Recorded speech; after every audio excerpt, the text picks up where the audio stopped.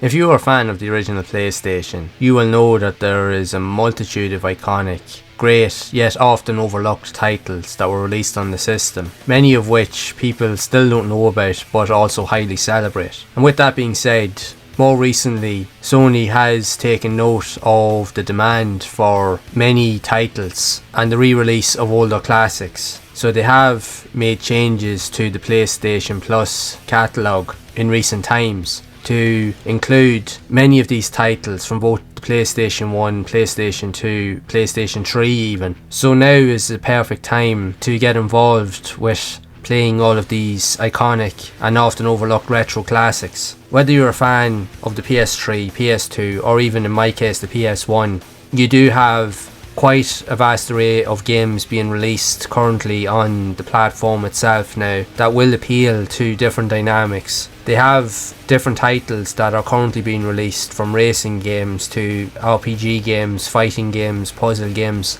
and a different mix in between. So here we are going to look at what I consider to be some of the best PS1 games that you can currently play through the PlayStation Plus premium catalogue right now that will appeal to many different types of gamers out there, and they're also among some of my best and personal favourites, and I'm sure they are for you too. So let's dive in.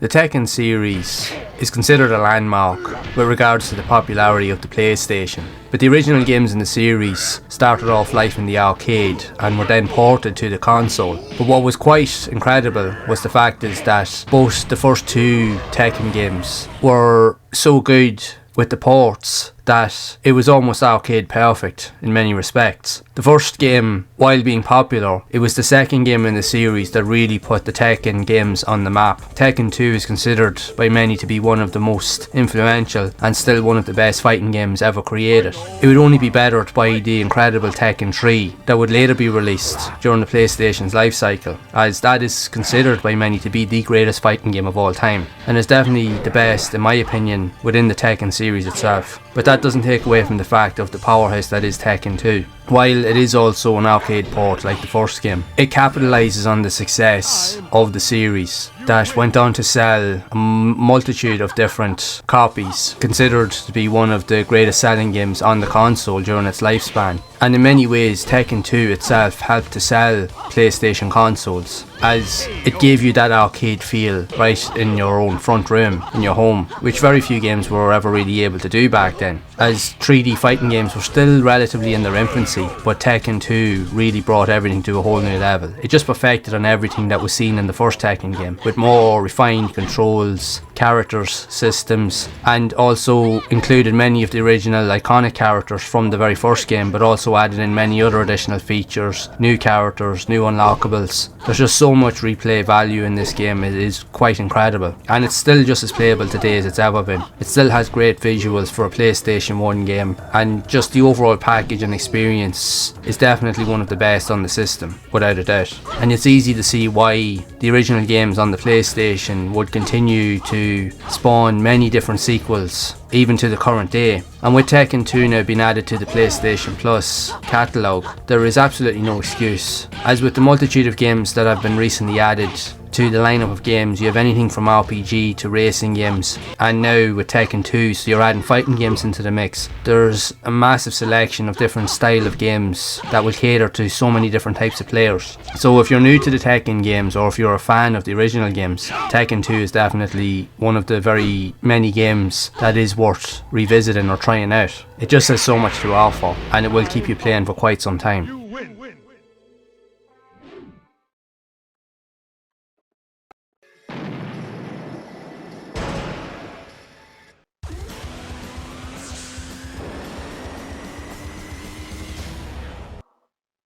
The Twisted Metal series is synonymous with the popularity of the PlayStation console. The first two games being released both in 1995 and 1996 that were developed by SingleTrack, with later editions being also added to the series later on in the console's lifespan, but wouldn't achieve the level of success as the original two titles in the game, as both Twisted Metal and Twisted Metal World Tour are considered to be the two defining games in the entire franchise, and Twisted Metal 2 is often considered as being the best car combat game ever created, as it spawned not only a number of sequels but also was the influence and inspiration behind many other iconic games that were released not just on the PlayStation but also on the PC and later with modern consoles. Twisted Metal was one of the original games to see life on the PlayStation back during the early phases of the PlayStation's life cycle in late 1995, and became an instant hit with its use of car combat abilities, mechanics, being able to devastate the environments and also your opponents with explosive weaponry.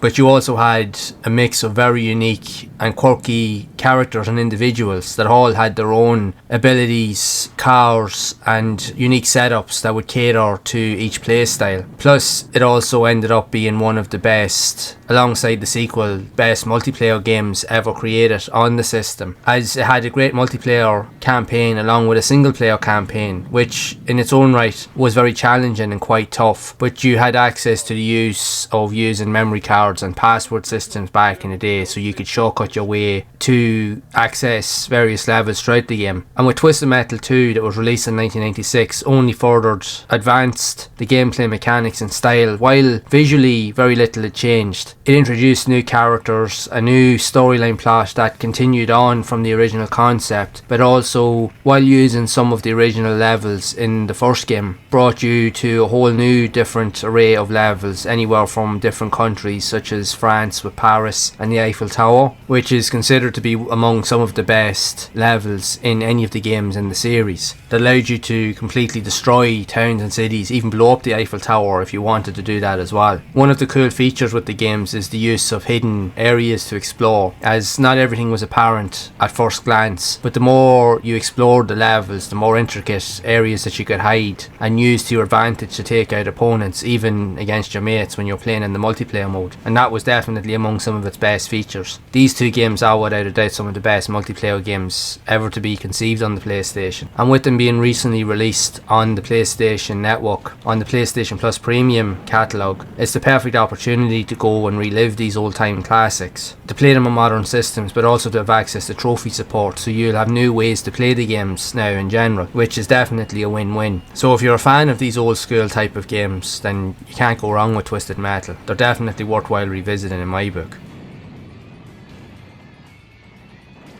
Evil scientist who frightens children and is bent on slavery. A giant robot has seized the peaceful world and carried it off. Aloha's evil plan is to turn it into a huge private retreat for himself. Universal City Hall, here to help the people. Robert can do the job. Let's go, Robert! Jump and go!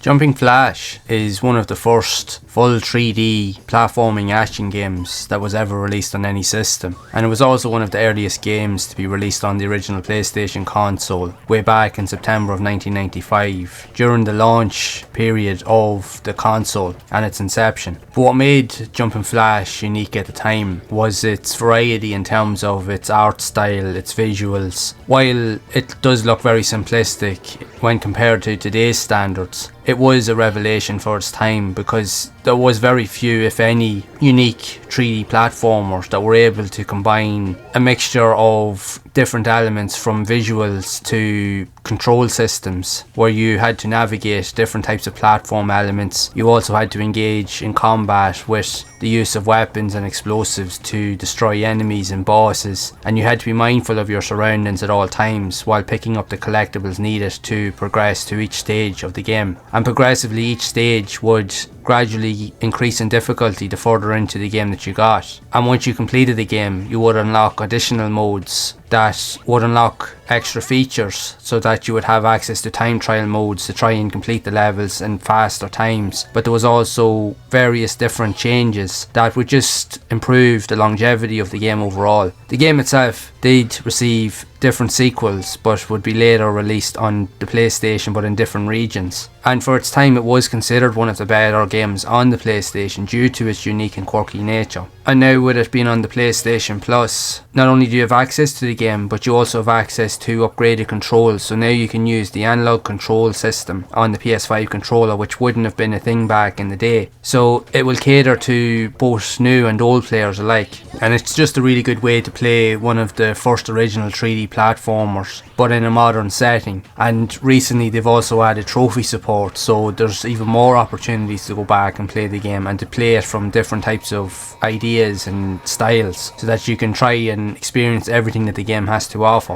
While saying that, the game is challenging, it is very tough, it's old school in its nature, and it will provide a hefty challenge, but for those that are patient and are willing to persist with it, you will definitely get a glimpse of one of the best early examples of 3D platformers ever seen on any system. So now is a good time to re-experience this classic in all its glory.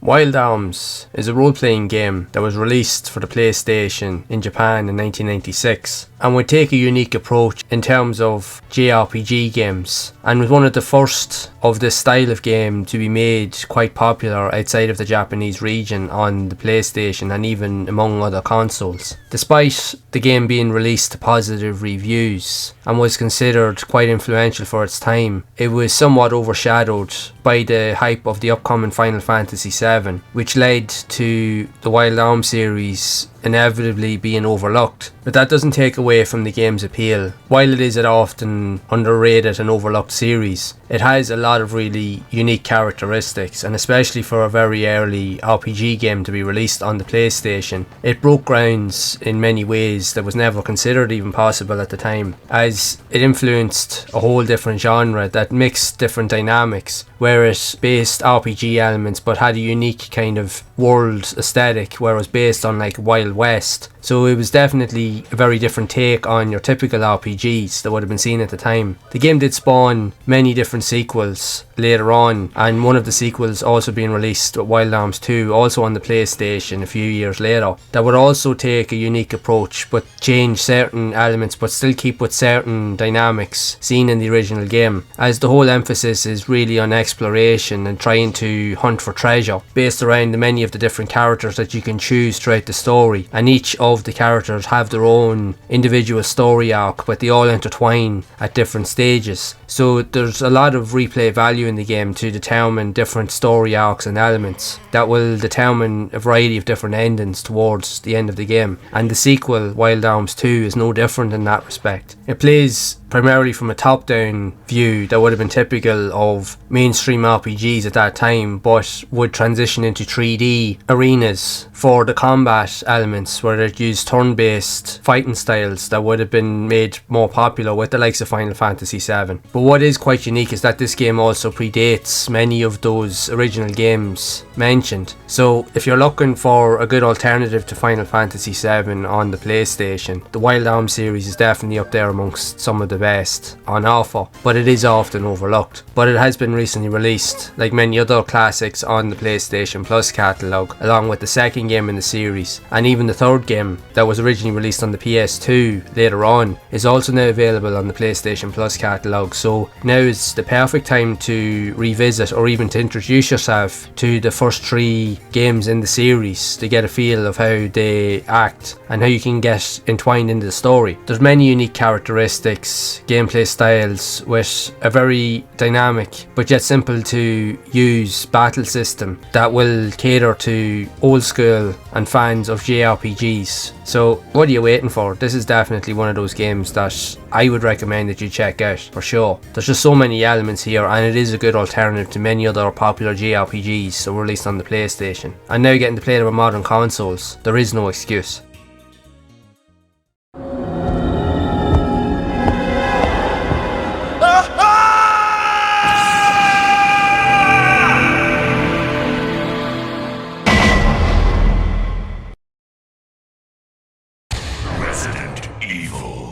If you are familiar with the term of survival horror in video games, then you will definitely know about Resident Evil. Resident Evil was released in 1996 by Capcom for the PlayStation, and then later on the PC and the Sega Saturn. And this game would single-handedly popularise what is now called the survival horror genre. While we did have other games in the past, before Resident Evil, with Alone in the Dark on the PC and also with Dr. Hauser on the Panasonic 3DO, they would also help to influence the development of Resident Evil during its early stages of creation. But Resident Evil was the game that popularised the genre and that whole element of horror within video games, to a point that it has created an entire series of sequels, spin-offs, movies, CGI movies, you name it. Resident Evil is, alongside Silent Hill, the 2 most iconic brands within the realm of survival horror and horror gaming in general. For me personally, Resident Evil is my #1 favourite game of all time, and it's easy to see why, as it was one of the first games that I ever played on the PlayStation, and it was truly groundbreaking in terms of what it provided. There was nothing else like it at the time, getting to see characters moving around in 3D environments while being chased by monsters and zombies. It was beyond anything that anybody could have considered possible at the time. It was truly revolutionary in what was on offer in terms of the graphics, the visuals, the combat mechanics, although while it is more known for its low quality voice acting, but that all appeals to the charm and the nature of games that were being developed during this period. I think they would have been very different had they not had those elements put in place. But still, Resident Evil is a masterpiece in its own right that has stood the test of time, and it also solidified its place in the history of video games that helped to spawn the entire genre, like I mentioned outright. And truthfully, if we didn't have this game, the horror genre as we know and see it today would have been very, very different. So it is a testament to the quality of the development of the series in general, how it started, how it evolved, and how it continues to still be the staple within video games. So for that reason alone, if you haven't played Resident Evil, the first entry in the series, you do need to go back and to play this or revisit it, or even introduce yourself to this game and then continue on the process of playing further games in the series. But nowhere better to start than with this iconic game.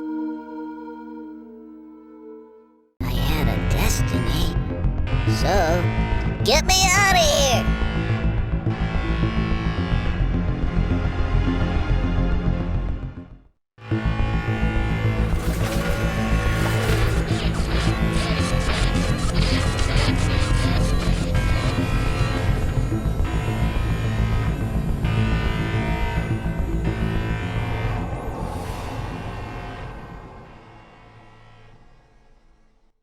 Oddworld Abe's Odyssey, released for the PlayStation in 1997, is considered by many to be one of the most influential and innovative games ever to be released on the PlayStation, that spawned many direct sequels, with Abe's Exodus also being released on the PlayStation, that is a direct continuation of the events of the first game, but would later go on to spawn multiple different sequels and spin-offs over the years on a multitude of different consoles, even being released on the PC, with many other remakes, remasters and re-envisions of the series in general. But the original 2 games in the series are so iconic that they're still being emulated and released on modern systems even today, as they still for their time look great, with its mixture of unique elements and graphical style, that it still holds up well even by today's standards. That's what makes the game so unique. And even with its gameplay elements, its control systems, how you interact with different types of characters, even to a point that by December 2012 the game had sold a total of 3.5 million copies worldwide, which has made it to be one of the best selling PlayStation games pretty much of all time. So that will tell you how iconic this series is, that follows the role of Abe, who's trying to save all of his companions from being turned into food by greedy corporations. So it is up to him, along with the help of others, to use whatever means at his disposal, even with unique special powers and abilities that he can use to take control of other enemies and creatures, so that he can use to complete puzzles and to also engage in combat, but also to complete certain objectives as you play. While the game was groundbreaking for its time, it wasn't without its quirks in terms of its difficulty level, as these games are dedicated to more hardcore player, because these games are not easy to pick up and play. They're very, very difficult. It will take a real patient and dedicated player to overcome many of the trials and hurdles that you will face in these games. But aside from that, the game offers a great story and unique presence and setting that is definitely unique, and that was one of the defining factors of the game when it was released back in 1997, was the fact that it had so many unique attributes that cater to different play styles and dynamics. So it's definitely one to play on modern systems now if you get the chance to play it. And the fact is that both this and its sequel, Abe's Exodus, are both accessible now through the PlayStation Plus platform. There's no excuse to go back and play these iconic classics in all their glory.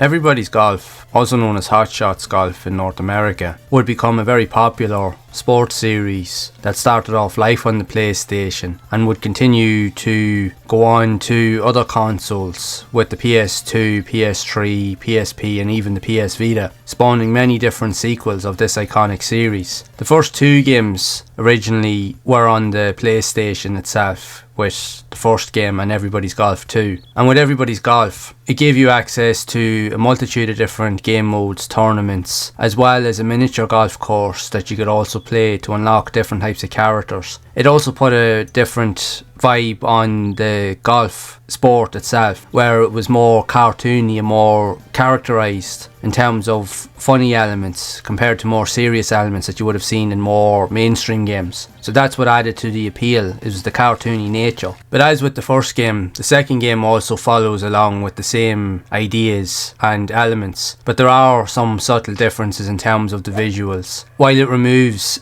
certain elements, it also adds in different characteristics, mainly with the characters themselves, as it removes the anime style aesthetic of the characters in the original game to go with more cartoony and more unique style character styles, but also includes some additional features, as it was one of the first games to include characters from other well-known games and brands also seen on the PlayStation, where you had the likes of Sweet Tooth from the Twisted Metal series, Sir Daniel Fortescue from Medieval and Gex from the Gex video game series, that were also included as unlockable characters within the game. So this was a first for this idea that you would see later going on in other game franchises later on in other consoles. So the gameplay itself is quite short in terms of how it plays out, but it is a lot of fun. It's great fun to play with your mates. It actually has some nice graphics and visuals in terms of its surroundings, the greens, the courses you play on, and it's just genuinely a lot of fun. It's very easy to pick up and play compared to more mainstream golf games, as it doesn't take itself too seriously and there's a lot of funny elements in it that make it worthwhile, and it's those elements that will continue on with later sequels on other consoles into the future. So it's just generally a very good all-round fun series of games to get started with that originally was brought to life on the original PlayStation itself. It's great fun just to pick up and play in short bursts, or even just to play tournaments with your mates. There's a lot of elements here that will keep you playing for quite some time.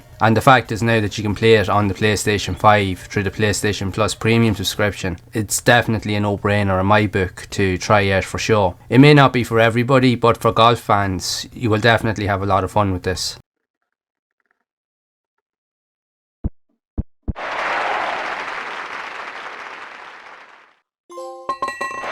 It's in the hole!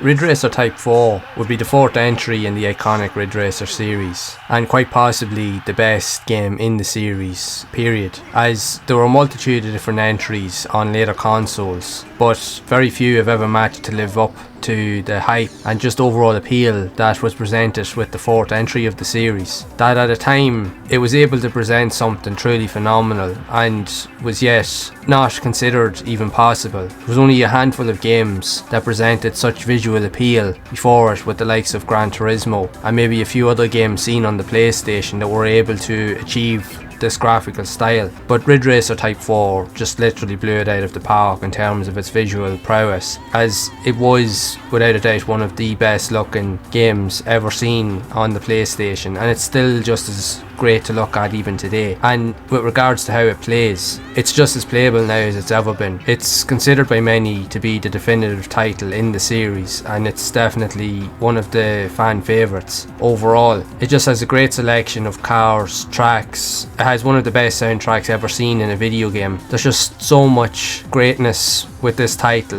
What's not to like? There's nothing really that you can say about Ridge Racer Type 4 that would throw people off in terms of the practicality, the use and the popularity of the game. It's just iconic in its own right, and it really had to push the PlayStation console to its absolute limits in terms of its power. And the fact is that the game was still able to run at the high frame rates that it was able to run, and it was running smoothly, was a testament to the development of the game, but also to the overall power of the PlayStation, as it was able to push boundaries way more than was what was originally thought possible at that time. So it definitely goes down as an all-time classic, and it's considered still by many to be one of the greatest racing games ever created. And now the fact is that it's on the PlayStation Plus premium catalogue, there is no excuse. You need to go back and to revisit this classic in all its glory. It's still one of the best racers out there, and that I can guarantee.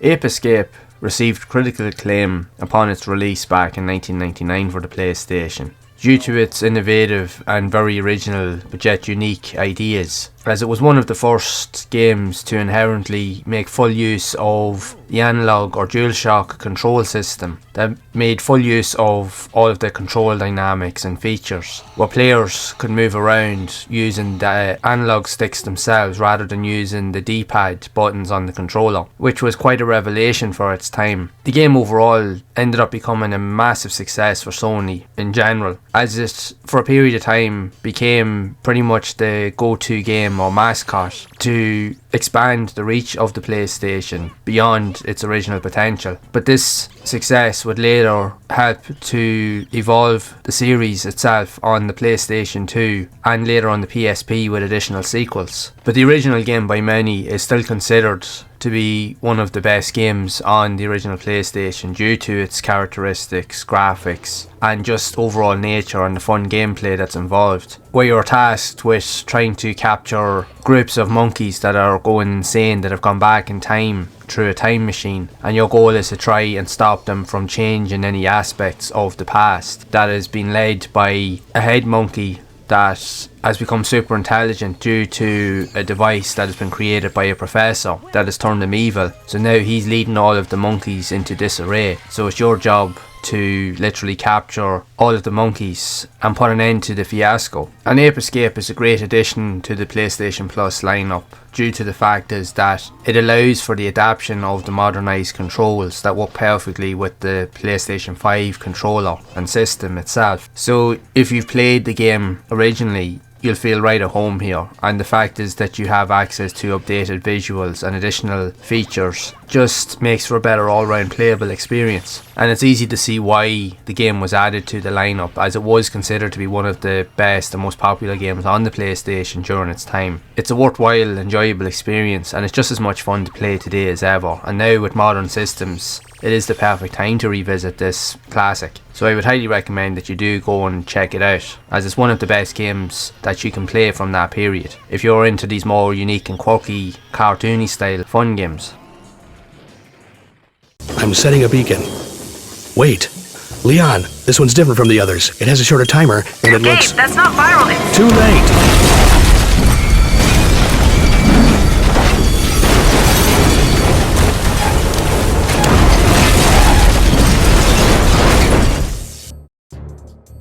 Siphon Filter was an unexpected hit when it was released on the PlayStation in 1999 that followed the role of Gabe Logan trying to stop an impending threat due to a virus that could destroy the world, where it was being used for ransom amongst other countries, unaware of the dealings of the agency that he was working for being involved in corrupt dealings. The game ended up being so successful that it ended up producing 2 sequels on the PlayStation alone, with Siphon Filter 2 and 3, and other sequels later on the PS2 that continued the story. So the game itself would use stealth based mechanics to mix in with the action style gameplay and almost movie style quality in terms of the overall story and the visual elements seen. That was a good alternative to fans of Metal Gear Solid, as it combined many of those elements but just had an overall unique look and almost Hollywood style feel to it, which was quite unique for its time. So I would definitely consider this to be one of the best games to play on the PlayStation, but even now with the likes of the PlayStation Plus. And you're probably wondering why I've included Siphon Filter 2 and 3 in this list as well. Well, the truth is when you've played Siphon Filter 1, technically the sequels, especially on the PS1, are identical in almost every shape and form, maybe just due to a few tweaks with the visuals, but other than that they play almost identical in every respect of them. So if you do decide to play one, you're best to play the whole 3, because you will want to find out more about the story, as it is a very good series of games. Especially if you like to mix action with stealth, you can pretty much choose to play the game as you wish, so it gives you that option to do so. So it's a really good series of games, definitely some of the best that the PlayStation has to offer, and in many regards definitely a very underrated series on the PlayStation. So I would highly recommend that you do go and check it out. It is phenomenal.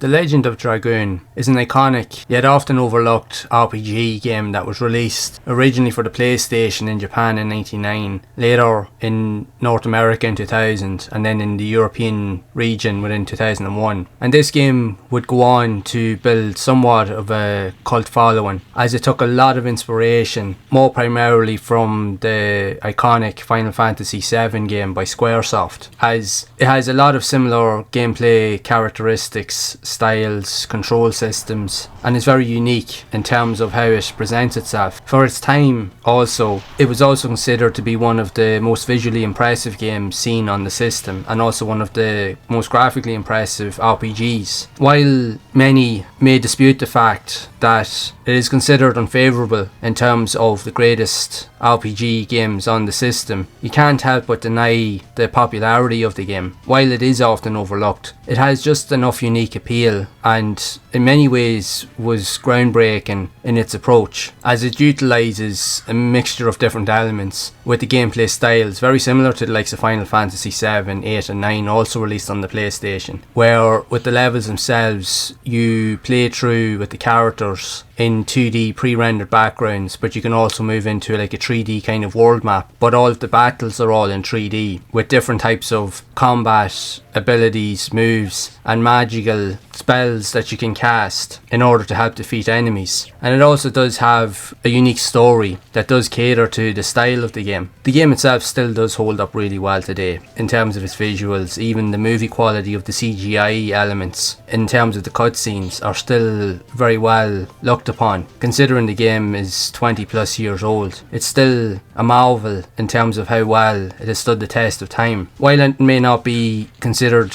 as definitive as the Final Fantasy series, it is a damn near good alternative to those games if that is the style of game that you are looking for. And the fact is that it's been released on the PlayStation Plus premium catalogue only solidifies its popularity. And with the fact with now having access to upgraded visuals with the emulation system being used on the PS5, but you also have access to trophy support, so it gives you more ways in which to play the game, which will appeal to fans of old but also introduce new fans to the franchise itself. So it is well worthwhile checking out. It is a classic in its own right, regardless of what people say. And for me personally, I really enjoyed the game and I would gladly go back to play it, and I'm sure you will too.